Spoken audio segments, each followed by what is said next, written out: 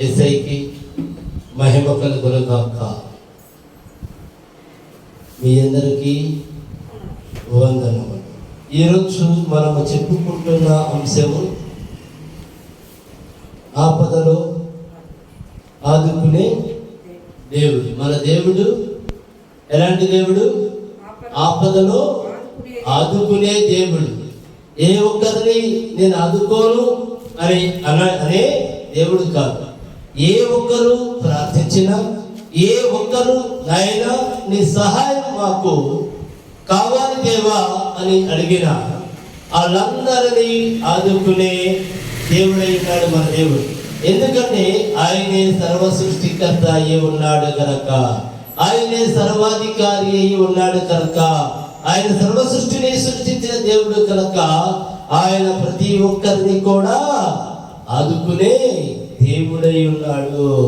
మన ఆపద కాలంలో అయినా ఎలాంటి పరిస్థితుల్లో అయినా ఆయన్ని వైపు చూసి, తండ్రి నీవు నన్ను ఆదుకో దేవా, అయ్యా నీవు నన్ను రక్షించు తండ్రి, దేవా నీవు నన్ను కాపాడు తండ్రి, యేసయ్యా నీవే నా అండ, నీవే నా కొండ, నీవే నా సర్వస్వము, నీవు తప్ప నాకు ఇంకెవరూ లేరు తండ్రి అని మనము మన పూర్ణ హృదయాన్ని ఎప్పుడైతే యేసయ్యకి సమర్పించుకుని యథార్థమైన జీవితాన్ని జీవిస్తామో, యేసయ్య పైన బలమైన విశ్వాసం ఉంచుతామో, వారందరినీ యేసయ్య తప్పనిసరిగా ఆదుకునే దేవుడు, కాపాడే దేవుడు, రక్షించే దేవుడు. నీ విశ్వాసం ఎంత ఉందో అంత గొప్పగా నువ్వు రక్షించబడతావు. నీ విశ్వాసం ఎంత ఉందో వేసే పట్ల అంత గొప్పగా నువ్వు దీవించబడతావు. నీ విశ్వాసం వేసే పట్ల ఎంత బలముగా అయితే ఉంటుందో అంతగా నువ్వు అభివృద్ధి చెందుతావు. ఎందుకంటే ఆయన నిరంతరము అందరినీ ఆదరించే దేవుడు, ఆదుకునే దేవుడై ఉన్నాడు. మనమేం చేయాలి? మనం ఆయన్ని నమ్మాలి. నా దేవా నీవే నా నమ్మకం, నాయనా నిన్ను తప్ప ఇంకా నేను ఎవరిని నమ్మను ప్రభా అని బలమైన విశ్వాసము కనుక నీకుంటే నీ జీవితంలో ఆయన ప్రతి కార్యం చేస్తానికి సిద్ధంగా ఉన్నాడు. ఎందుకంటే ఆయన గొప్ప దేవుడు, ఆపదలో ఆదుకునే దేవుడు. నువ్వు ఎలాంటి ఆపదలో అన్నా ఉండు, నువ్వు ఎలాంటి కష్టంలో అన్నా ఉండు, ఎలాంటి బాధలో అన్నా ఉండు, ఈ లోకం మొత్తము కూడా నిన్ను వదిలేసి వెళ్ళిపోయినా ఆయన మాత్రము నిన్ను వదిలి వెళ్ళే దేవుడు కాదు. నువ్వు నీ ఆపద కాలంలో నువ్వు ఆయన మొరపెట్టు, యేసయ్యా నీవే నా ఆధారము తండ్రి, యేసయ్యా నీవే నాకు దిక్కు తండ్రి, నీవు తప్ప నాకు ఇంకెవరూ లేరు దేవా అని నీవు కనుక యేసయ్యని అడిగినట్లయితే ఆయన నిన్ను ఆపదలో ఆదుకునే దేవుడై ఉన్నాడు కనుక మీకు ఎలాంటి సమస్యలు ఉన్నా, మీకు ఎలాంటి బాధలు ఉన్నా ఆ బాధలని, ఆ సమస్యలని తీర్చగలిగిన దేవుడు యేసయ్య మాత్రమే. ఆయన పట్ల నమ్మకం ఉంచు చాలు. నా దేవుడు నన్ను కాపాడే దేవుడు, నా దేవుడు నన్ను రక్షించే దేవుడు అని బలమైన విశ్వాసంతో విశ్వాస సహితమైన ప్రార్థన చేయి. ఇంకా నువ్వు చేయవలసినదల్లా ఏంటి అంటే ప్రార్థన చేయాలి, విశ్వాసంతో ఉండాలి, నీ పూర్ణ హృదయాన్ని యేసయ్యకి అప్పగించాలి. అయితే మనము వాక్య భాగంలోకి వెళ్దాం. నిర్గమకాండం, సంఖ్యాకాండము 6వ అధ్యాయము 25వ వచనము. యెహోవా నీకు తన సన్నిధిని ప్రకాశింపజేసి నిన్ను కరుణించును గాక. ఏమంటున్నాడు? యెహోవా నీకు తన సన్నిధిని ప్రకాశింపజేసి నిన్ను కరుణించును గాక. అయా నన్ను కరుణించు దేవా అని ఎంతో మంది అడుగుతారు, అయా నన్ను కాపాడు దేవా అని ఎంతో మంది అడుగుతాడు. కానీ ఇక్కడ ఏమి మాట్లాడుతున్నాడు తండ్రి? ఇంకొకసారి చదవము. యెహోవా నీకు తన సన్నిధిని ప్రకాశింపజేసి నిన్ను కరుణించును గాక. తన సన్నిధిని అంటే ఆయన హక్కున చేర్చుకున్నాడు. నువ్వు తన బిడ్డవి, నువ్వు తన సొత్తువు కనుక ఆయన నిన్ను సన్నిధానంలో చేర్చుకున్నాడు. నువ్వు మొర్ర పెట్టావు, నీ మొర్ర యేసయ్య ఆలకించి ఉన్నాడు. మన దేవుడు ఆలకించిన దేవుడు కనుక ఆయన నిన్ను ఆహ్వానించాడు, నిన్ను హత్తుకున్నాడు, నిన్ను తన సన్నిధానంలో చేర్చుకున్నాడు. ఆ తర్వాత ఏం చేశాడు? చదవమ్మా. ఆయన వెలుగుని యెహోవా నీ మీద యెహోవా నీ మీద తన సన్నిధి కాంతి ఉదయింపజేసి నీకు సమాధానము కలగజేయును గాక. అంటే నువ్వు ఎలాంటి పరిస్థితుల్లో ఉన్నావో, నువ్వు ఎలాంటి ఇబ్బందుల్లో ఉన్నావో, అసలు నువ్వు ఏం చేస్తున్నావో నీకు అర్థం కాకపోయినా ఆయన మాత్రము ఒక్కసారి నువ్వు పిలువు చాలు. నా దేవా, నువ్వు ఆదరించే దేవుడు కదా, నువ్వు అందుకునే దేవుడు కదా, నువ్వు ప్రేమించే దేవుడు కదా, నువ్వు కరుణించే దేవుడు కదా, నువ్వు కాపాడే దేవుడు కదా అని నీ పూర్ణ హృదయంతో పిలువు, నీ బలమైన విశ్వాసంతో పిలువు. అప్పుడు యేసయ్య నిన్ను కాపాడుతాడు. గట్టిగా 26 కూడా యెహోవా నీ మీద తన సన్నిధి కాంతి ఉదయింపజేసి నీకు సమాధానము కలగజేయును గాక. చూడండి ఎంత గొప్ప మాట. నీకు సమాధానము కలిగేది ఎక్కడ? చాలా మంది ఉన్నారు, నాకు సమాధానము లేదు, నాకు సంతోషము లేదు, నా పరిస్థితి ఏమిటో నాకు అర్థము కావటంలా.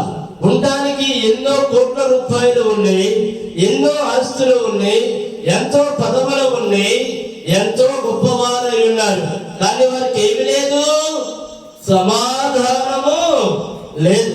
నీకు సమాధానం ఎక్కడ దొరుకుతుంది చెప్పండి? దేవుడి సన్నిధానంలో, ప్రభు సన్నిధానంలో. నీకు ఎన్ని కోట్లు ఉన్నా సమాధానము ఉండదు, నీకు ఎంత ఆస్తి ఉన్నా సమాధానము ఉండదు, నువ్వు ఏ పదవుల్లో ఉన్నా నీకు సమాధానం ఉండదు, నువ్వు ఏ అధికారంలో ఉన్నా నీకు సమాధానము ఉండదు. నీకు సమాధానము, సంతోషము ఎక్కడ కలుగుతుంది? దేవుడు ఒక సన్నిధానములో యథార్థమైన హృదయంతో నువ్వు ఉన్నట్లయితే నీకు సమాధానము ఎక్కడ కలుగుతుంది? యేసయ్య సన్నిధానంలో కలుగుతుంది. ఆయన గొప్ప దేవుడు. నీవు ఆయన్ని పిలిస్తే పలికే దేవుడు. యేసయ్య నువ్వు పిలిస్తే పలికే దేవుడు అంట కదా తండ్రి. నాయనా నాకు సమాధానము కలగజేయ దేవా అని నువ్వు అడగడమే లేదు. ఆయన నీకు సమస్తము నీకోసము సిద్ధపరిచి ఉంచిన దేవుడు. నువ్వు ఎప్పుడు అడుగుతావా, నువ్వు ఎప్పుడు యేసయ్య వైపు చూస్తావా అని ప్రతి ఒక్కరి హృదయం వైపు ఆయన పరీక్షించి చూచుచున్నా దేవుడే ఉన్నాడు. మన దేవుడు సమస్తము చేయగలిగిన దేవుడు, చేర్చుచున్న దేవుడు, చేసిన దేవుడై ఉన్నాడు. ఏ ఒక్కరైనా బలమైన విశ్వాసంతో నువ్వు యేసయ్యని ఏమడిగినా ఆయన నీ కొరకు చేస్తానికి సిద్ధముగా ఉన్నాడు. ఏదైనా మనకి అసాధ్యమేమో, మనకి మన వల్ల కాదేమో, ఆయన సమస్తమును చేయగలిగిన దేవుడు. సమస్తము యేసయ్యకి సాధ్యమే. ఆయన అసాధ్యమైనది ఏమీ లేదు. సమస్తము ఆయన నియమించి ఉన్నాడు కనుక అన్నిటిపైన ఆయన ఒక్కడు మాత్రమే అర్హుడు. ఆయన గొప్ప దేవుడై ఉన్నాడు. నమ్ముట నీ వంతైతే సమస్తము చేయుట మన తండ్రి వంతు. నువ్వు నమ్మాలి. దేనికంటే నువ్వు ఎంతగా అయితే నమ్ముతావో ఆయన ఆశీర్వాదములు అంతగా నీవు పొందగలుగుతావు. ఎందుకంటే ఆయన గొప్ప దేవుడు. నిరంతరము కూడా మన ఆలోచన ఎక్కడ ఉండాలి? మన యేసయ్య వైపు ఉండాలి. నిరంతరము మనం సమయం దొరికినప్పుడల్లా ప్రార్థనే చేయాలి. మనం సమయం దొరికినప్పుడల్లా బైబిల్ తీసుకోవాలి, వాక్యం చదవాలి.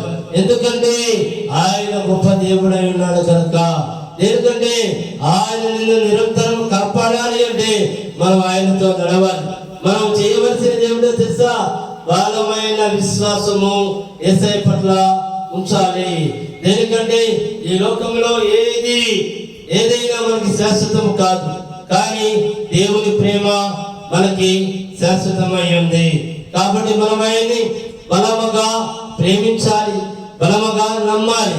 నీ జీవితమును సమస్తము నా యేసయ్య, నన్ను సృష్టించినది నీవే, నన్ను రక్షించేది నీవే, నన్ను కాపాడేది నీవే అని బలముగా నమ్ము. అప్పుడే యేసయ్య నిరంతరము మనతో ఉండే దేవుడు. మరొక వాక్య భాగానికి వెళ్దాం. ద్వితీయోపదేశ కాండము 28వ అధ్యాయము 5వ వచనం. నీ గంపయు పిండి పిసుకుని తొట్టియు దీవించబడును. నీవు లోపలికి వచ్చినప్పుడు దీవించబడదు. వెలుపలికి వెళ్ళినప్పుడు దీవించబడదు. వెలుపలికి వెలుచున్నప్పుడు దీవించబడదు. నీ మీద పడు నీ శత్రువులను యెహోవా నీ ఎదుట హతమగునట్లు చేయును. వారు ఒక త్రోవను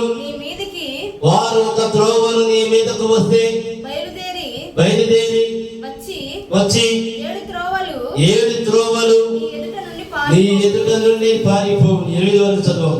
నీ కొట్లలోను నీవు చేయి ప్రయత్నములన్నిటిలోను నీకు దీవెన కలుగునట్లు యెహోవా ఆజ్ఞాపించును. ఏమంటున్నారు ఇక్కడ? ఆయన ఎంత గొప్ప దేవుడు అనేది వాక్యం రూపంలో మనతో యేసయ్య మాట్లాడుచున్నాడు. ఆయన దీవెనలు ఎలా ఉందని ఆయన ఒక్కసారి నిన్ను దీవిస్తూ మొదలు పెట్టాడంటే నీ తరతరాలు కూడా ఆ దీవెన నీ మీదకి వస్తాయి. ఆయన దీవెనలు మన మీదకి రావాలంటే ఎలా ఉండాలి? మనం లోకస్తులుగా ఉండకూడదు, మన లోకాన్ని ప్రేమించేవారుగా ఉండకూడదు, మనం యేసయ్యని ప్రేమించేవారుగా ఉండాలి. ఎందుకంటే ఆయన దీవెనలకి మనం వారసులమయ్యేటట్లుగా చూసుకోవాలి. ఎలా చూసుకోవాలి? ఎవరన్నా మన పెద్దలు ఆస్తున్నాడుకో, ఆ తర్వాత వారసుడిని నేనే, ఆ లాస్తి నాదే అని ఏ విధముగా అయితే చూసుకుంటారో అదే విధముగా నా తండ్రి ప్రేమకి నేనే వారసుడిని, నా తండ్రి దీవెనలకు నేనే వారసుడిని. ఆయన గొప్ప దేవుడై ఉన్నాడు. నేను నా తండ్రి దీవెన పొందుకుంటానికి నేను అర్హుడిగా ఉండాలి అని మనం ఉండాలి. ఇంకొకసారి చదువు 5వ వచనం. నీ గంపయు పిండి పిసుకుని తొట్టియు దీవించబడును. అంటే ఎవరు దీవిస్తారు? ఆయన దీవెన కనుక నీకు కలిగిందంటే ఇక నీ జీవితం ఎలా ఉంటుందో ఆలోచన చేసుకో. దేనికంటే ఆయనంత గొప్ప దేవుడైనాడు. ఆలోచన కూడా చదువు. నీవు లోపలికి వచ్చినప్పుడు దీవించబడదు. వెలుపలికి వెళ్ళినప్పుడు దీవించబడదు. చూడండి, ఆయన దీవెనలు ఎట్లా ఉన్నాయో. ఆయన దీవెనలు పొందడానికి మనం ఏం చేయాలి? నిరంతరము ఆయనకి నమ్మకమైన బిడ్డలాగా మనం ఉండాలి. ఎందుకనగా మనము యేసయ్యని నమ్మాలి. మనం యేసయ్యని మనం ఎప్పుడైతే నమ్ముతామో ఆయన మనం ఎప్పుడు నమ్ముతాడు. కారణం ఏంటో తెలుసా? ఇతను నా బిడ్డ ఎలా ఉండాలి చెప్పండి? ఆయన బిడ్డ ఎలా ఉండాలంటే సమస్త దీవెనలకి వారసుడుగా ఉంటాడు కాదా? మన తండ్రికి ఆస్తి ఉంది, మనము మన తండ్రికి ఆస్తి ఉంటే మనం పేదలుగా ఉంటామా? ఎప్పుడు పేదోడు చెప్పండి? నా తండ్రి మాట వినకుండా, తండ్రితో సంబంధం లేకుండా, తండ్రి దీవెనలు లేకుండా ఉన్నవాడు ఏమవుతాడు? ఆస్తిపరుడు అవుతాడా? తండ్రి ఆస్తి వస్తుందా? ఖచ్చితంగా రాదు. అలాగే మన తండ్రి ఆస్తిపరుడు, మన తండ్రి ప్రతి ఒక్కరిని ప్రేమించే దేవుడైనప్పుడు ఆయన దీవెనలు మనకు కావాలంటే మనం ఎవరు బిడ్డగా ఉండాలి? యేసయ్య బిడ్డగా ఉన్నట్లయితే ఈ దీవెనలన్నీ కూడా నీయే. నీకు దీవెనలు కావాలా వద్దా చెప్పండి? ప్రతి ఒక్కరికి కూడా యేసయ్య దీవెనలు కావాలి. ప్రతి ఒక్కరు కూడా యేసయ్యతో రక్షించబడాలి. ప్రతి ఒక్కరు కూడా బాగుండాలి అంటే యేసయ్య దీవెనలకి వారసులం అవ్వాలి. 7వ నీ మీద పడు. నీ శత్రువులను బాగా గమనించండి. నీ మీద పడు నీ శత్రువులను యెహోవా నీ ఎదుట హతమగునట్లు చేయును. ఒక్క నిమిషం. అంటే నీ మీద పడే నీ శత్రువులు అంటే ఎవరు? నీకు వ్యాధులు కావచ్చు, బాధలు కావచ్చు, అప్పులు కావచ్చు, దరిద్రము కావచ్చు, మిగతా శత్రువులు కావచ్చు, కంటికి కనపడే శత్రువులు కావచ్చు, కంటికి కనపడే శత్రువులు కావచ్చు.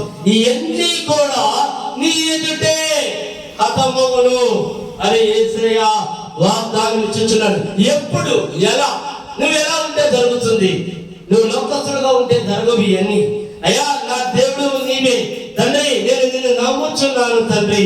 అయ్యా నా హృదయంలో నీకు స్థానం ఇస్తున్నాను యేసయ్యా, నా పొంద హృదయంని నీకు అప్పచెప్తున్నాను యేసయ్యా అని నువ్వు కనుక బలమైన విశ్వాసంతో కనుక ఉండి ఏ కష్టానికైనా ఏ బాధకైనా నువ్వు దేవుడి వైపు చూస్తూ నువ్వు యేసయ్యతోనే మాట్లాడుతూ నువ్వు యేసయ్యను ప్రార్థిస్తా కనుక ఉన్నట్లయితే అది ఎలాంటి శత్రువైనా నీ ఎదుట హతమయ్యేటట్లు చేస్తానని యేసయ్య వాగ్దానం ఇచ్చుచున్న దేవుడు.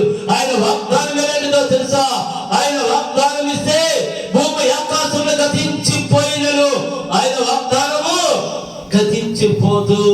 నీవు బలమైన విశ్వాసముతో ప్రార్థన చేయి. విజయం నీదే. నీ ఎదుట నీ శత్రువు హతమారిపోతాడు. ఎందుకంటే ఆయన వాగ్దానం ఇచ్చిన దేవుడు. మరోసారి చదవమని 7వ వచనం. నీ మీద పడు నీ శత్రువులను యెహోవా నీ ఎదుట హతమగునట్లు చేయును. చూసారా? చదువు. వారు ఒక త్రోవన నీ మీదకి బయలుదేరి వచ్చి 7 త్రోవల నీ ఎదుట నుండి పారిపోవును. దేవుడే మనతో ఉంటే వాడు ఒక వైపు నుండి వచ్చి 7 త్రోవల నుంచి వాడు పారిపోతాడు. హల్లెలూయా! ఆయన గొప్ప దేవుడై ఉన్నాడు. ఎందుకంటే సమస్తము మన దేవుడికి సాధ్యము కనుక, ఆయన సమస్తమును చేసిన దేవుడు కనుక నీవు నమ్ము. నీ ఎదుటే నీ శత్రువుల్ని హతమార్చే దేవుడు. ఒక వైపు నుండి వస్తే 7 వైపుల నుంచి పారిపోని. చదవము. నీ కొట్లలోను నీవు చేయి ప్రయత్నములన్నిటిలోను నీకు దీవెన కలుగునట్లు యెహోవా ఆజ్ఞాపించును. నీ దేవుడైన యెహోవా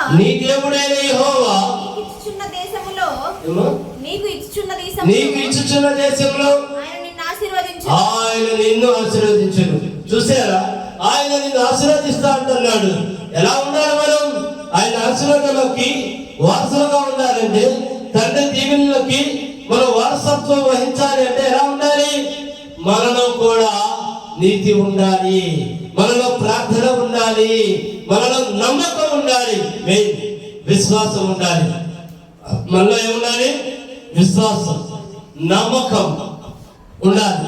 నీ పొంద హృదయాన్ని యేసయ్యకి అప్పచెప్పాలి. నా దేవుడు నన్ను సృష్టించిన దేవుడు, నా దేవుడికి సమస్తము సాధ్యమే అని మొండితనముగా ప్రార్థన చేయి. మొండితనముగా నువ్వు ప్రార్థన చేసినట్లయితే నీ శత్రువులు ఎవరైనా ఒక త్రోవ నుంచి వస్తే 7 త్రోవల నుంచి పారిపోతారు. ఆయన అంత గొప్ప దేవుడు. ఎందుకంటే ఆయన నిరంతరము మనల్ని ప్రేమించుచున్న దేవుడు కనుక. కాబట్టి మనం ఎలా ఉండాలంటే ప్రార్థన వీరులాగా ఉండాలి తప్ప మనము మన దమ్మేంది అనగా యేసయ్య, మన దమ్ము యేసయ్య, మన ధైర్యం యేసయ్య. నా ధైర్యం ఏంటి అంటే యేసయ్య, నా దమ్ము ఏంటంటే యేసయ్య. ఎందుకంటే ఆయన నిరంతరము మనతో ఉన్న దేవుడు, మనతో ఉంటున్న దేవుడై ఉన్నాడు కనుక ఆయన గొప్ప దేవుడై ఉన్నాడు. ఆయనే సర్వ సృష్టికర్త. మరొక వాక్య భాగానికి వెళ్దాం. 62వ కీర్తన 6వ వచనం. ఆయనే నా ఆశ్రయదుర్గము, ఆయనే నా ఆశ్రయదుర్గము, నా రక్షణ ఆధారము, నా రక్షణ ఆధారం. నా ఎత్తైన కోట ఆయనే. నా ఎత్తైన కోట ఆయనే. నేను కదిలింపబడను. నేను కదిలింపబడను. అంటే మన విశ్వాసం ఎలా ఉండాలి? అయ్యా నీవే నా ఆశ్రయదుర్గము తండ్రి, నాయనా నీవే నా రక్షణ దేవా. అవి మనం ఎప్పుడైతే బలమైన విశ్వాసముతో ఆయన పాదాలు పట్టుకొని అడుగుతామో, ఆయన పాదాల దగ్గర మనం ప్రార్థిస్తాము, ఆయనే మన ఆశ్రయమై ఉంటాడు, ఆయనే మన రక్షణ దుర్గమై ఉన్నాడు. కాబట్టి ప్రతి ఒక్కరు నేను చెప్పేది ఒకటి, విశ్వాసంతో ప్రార్థన చేయండి, కన్నీటితో ప్రార్థన చేయండి. నా దేవుడు నిజమైన దేవుడని ప్రార్థన చేయండి. నా దేవుళ్ళ సమస్తము నా దేవుళ్ళని ఉన్నాయని ప్రార్థన చేయండి. బలమైన విశ్వాస వీరులుగా మనం జీవితాం. మనం ఎవరి పిల్లలమంటే ఏమని చెప్పాలి? యేసయ్య పిల్లలమని చెప్పాలి. బలమైన విశ్వాసంతో చెప్పాలి. బాధ వచ్చిందని మీరు ప్రార్థన వదలొద్దు, ఇబ్బంది వచ్చింది అని మీరు ప్రార్థన వదలొద్దు. ఎందుకంటే ప్రార్థన మన జీవితం అయ్యింది. ఎంత బాధ వచ్చిందో ఆ బాధకి వ్యతిరేకముగా ప్రార్థన చేయండి. బాధని చేయించేటట్లుగా ప్రార్థన చేయండి. బాధ వైపు చూడొద్దు, ప్రార్థన వైపే చూడండి. ఎందుకంటే తప్పక నీ మొర ఆలకించే దేవుడై ఉన్నాడు మన యేసయ్య. ఎలాంటి దేవుడు? తప్పనిసరిగా నీ మొర ఆలకించే దేవుడు. చదువు ఆలోచన. ఆయనే నా ఆశ్రయదుర్గము. ఆయనే నా ఆశ్రయదుర్గము, నా రక్షణ ఆధారము. నా రక్షణ ఆధారము, నా ఎత్తైన కోట. నా ఎత్తైన కోట ఆయనే. ఆయనే. నేను కదిలింపబడను. నేను కదిలింపబడను. ఏ బాధకి ఏ సమస్యలకి కూడా నువ్వు కదిలించబడవు. దేనికంటే ఆయనే మన ఎత్తైన కోట అయి ఉన్నాడు. దేనికంటే ఆ కోటను దాటి ఏది నిన్ను తాకలేదు, టచ్ చేయలేదు కూడా.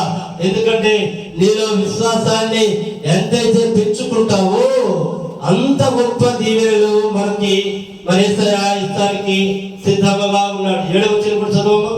నా రక్షణకు, నా రక్షణకు, నా మహిమకు దేవుడే ఆధారం, నా బలమైన ఆశ్రయదుర్గం. నా బలమైన ఆశ్రయదుర్గం, నా ఆశ్రయము దేవుని యందే ఉన్నది. చూసారా మన ఆశ్రయం ఎక్కడుంది? దేవుడు అందే ఉన్నది. ఆయన మనం బలంగా నమ్ముదాం. మీకు సమయం ఉన్న ప్రతిసారి మీరు ఖాళీగా ఉన్నప్పుడు ఏపీబీ సీరియల్స్ చూడవద్దు దయచేసి. ఎందుకంటే అవి చూస్తూ వల్ల మనకి ఎలాంటి లాభం ఉండదు. ఎందుకంటే లోకంలో పడి కొట్టుకులాడుచున్నట్లు మీకు ఏ సమయం ఉన్నా మీరు ప్రార్థన చేయండి. మీరు బాధల్లో ఉన్నారా? ప్రార్థన చేయండి. మీరు వ్యాధుల్లో ఉన్నారా? ప్రార్థన చేయండి. కష్టాల్లో ఉన్నారా? ప్రార్థన చేయండి. శత్రువులతో కొట్టుకులాడుచున్నారా? ప్రార్థన చేయండి. మీరు ఆర్థిక పరిస్థితుల్లో ఉన్నారా?